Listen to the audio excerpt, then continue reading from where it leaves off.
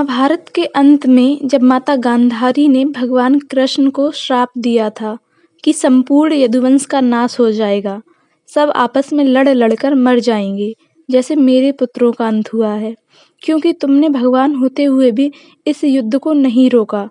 तब ठीक 36 वर्ष के बाद माता गांधारी का श्राप सत्य होने लगा। यदुवंश नष्ट होने लगा। द्वारिका पानी में डूब गई और एक दिन भगवान कृष्ण एक वृक्ष के नीचे लेटे थे। तभी वहां जरा नामक एक शिकारी आया और भगवान कृष्ण के पैर के तलवे पर बने पद्म को हिरन समझकर तीर चला दिया। जब उसको पता चला कि भगवान कृष्ण को वह तीर लगा है, तो वह बहुत शर्मिंदा हुआ और अपने आप ही अपने पाप की माफी मांगने लगा। तब भगवान कृष्ण ने उसे समझाया कि तुम माफी मत मांगो।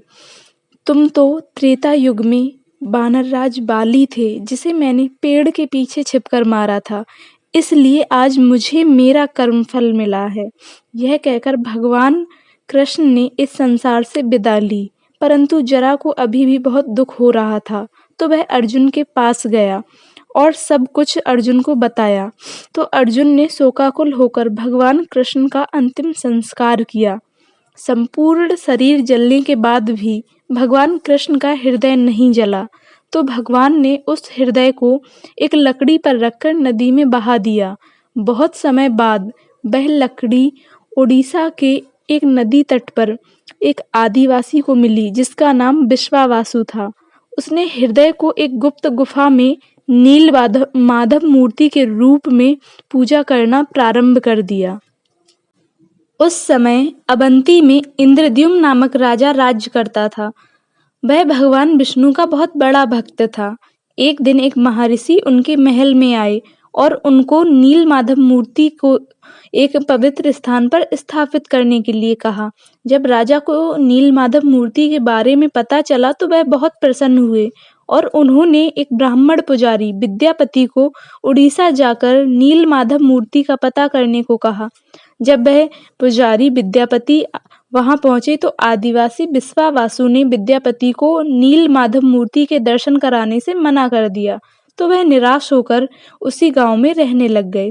वहां पर उन्होंने विश्वावासु की पुत्री ललिता से विवाह कर लिया और उससे अनुरोध किया कि वह अपने पिता से कहें कि मुझे नील माधव मूर्ति के दर्शन कराएं।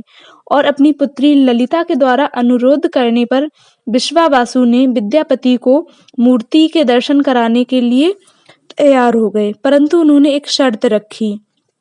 उन्होंने कहा कि विद्यापति, मैं तुम्हें उस मूर्ति के दर्शन तब कराऊंगा जब तुम अपने नेत्र बंद करके चलोगे। तो विद्यापति ने उनकी यह शर्त स्वीकार कर ली, परंतु चतुरतापूर्वक उन्होंने गुफा का मार्ग याद रखने के लिए पूरे मार्ग में सरसों के बीज फैला दिए। और जब वह मूर्ति के समक्ष पहुंचे और नील माधव मूर्ति के दर्शन किए, तो धन्य हो गए। विद्यापति जब वापस राजा के पास आए और उनको सारी बात बताई, तो राजा ने भी उस मूर्ति के दर्शन करने की योजना बनाई और विद्यापति के साथ उस गुफा के पास पहुंचे, तो मूर्ति गायब हो चुकी थी। राजा निराश होकर वापस लौट आए। रात्रि में भगवान विष्णु राजा के सपने में आए और बोले, राजन, इस संसार में मैं तुम्हें नील माधव मूर्ति के रूप में दर्शन नहीं दे पाऊंगा। तुम समुद्र तट के पास जाओ, मैं तुम्हें एक सुगंधित लकड़ी के गट्ठे के रूप में तैरता हुआ मिलूंगा। उस गट्ठे में शंख, चक्र, गदा, पद्म चिन्ह आदि दिखाई देंगे। उस लकड़ी से तुम 3 मूर्ति बनवाओ, तब तुम मेरी आराधना कर सकोगे। राजा ने इस स्वप्न का पालन किया और समुद्र तट से वह लकड़ी का गट्ठा निकलवाने की बहुत कोशिश की, लेकिन कोई भी सेवक या सैनिक उसको निकालने में असमर्थ थे। तब फिर आदिवासी विश्वावासु की मदद से उस लकड़ी के गट्ठे को निकाला गया, परंतु कोई भी कुशल कारीगर उस लकड़ी में अपने औजार नहीं चला पा रहा था। तब भगवान विष्णु ने स्वप्न में आकर राजा से कहा, देवताओं के दिव्य शिल्पी विश्वकर्मा की आराधना कीजिए, केवल वही इस कार्य को पूर्ण कर सकते हैं।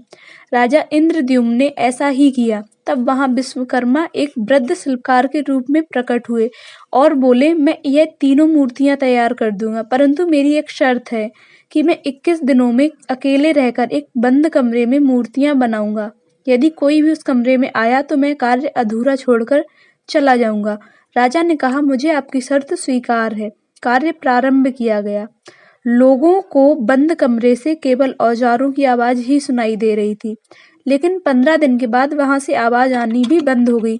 तब रानी बोली महाराज से, कहीं ऐसा ना हो कि वह वृद्ध शिल्पी किसी कारणवश या फिर बीमार होकर उसको कुछ हो जाए। क्यों ना हम इस दरवाजे को खोल करके एक बार उसकी कुशलता का परिचय ले लें। राजा ने मना किया, पर अंत में उस दरवाजे को खोला गया।